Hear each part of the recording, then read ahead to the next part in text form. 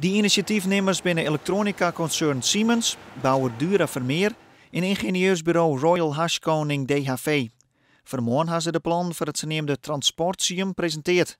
Het gaat om een topsportcentrum met onder andere 1200 meter baan, een hotel en bedrijven. Het is een centrum voor innovatie en duurzaamheid waar schaatsen een onderdeel van is.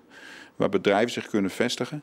Waar innovaties in de sport, maar ook innovatiekader van duurzaamheid, ook voor maatschappelijke toepassingen ontwikkeld kunnen worden, tentoon kunnen worden gesteld. Maar ook in het kader van wetenschap, medisch onderzoek. Het gaat om een plan van 200 miljoen euro. Dat geld moet komen uit het bedrijfsleven, zo zeggen de initiatiefnemers. We zitten midden in een crisis. En hoe reëel is dan 200 miljoen uit alleen maar uit het bedrijfsleven? Ik vraag me af als ze het fine kennen, maar dan nog eens, dat is haar probleem en net minus. En dus zit deputaire konster netto in hoe hoger locatie de KNSB eenmaal kiezen zal voor de internationale retreatwedstrijden. De provincie had ommers al 50 miljoen euro kleerlezen voor de vernijbouw van Tialf. Konster rint en ik oer voor het zelfvertrouwen.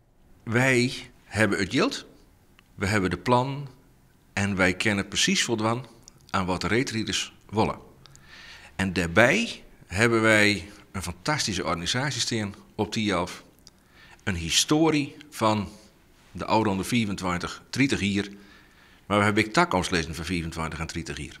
En dat is een goed verhaal.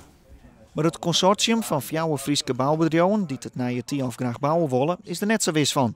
De provincie moet het plan niet meer net onderschatten, is de reactie. De bedrijven willen dan ook maar de deputaire om tafel over het naar je Tialf.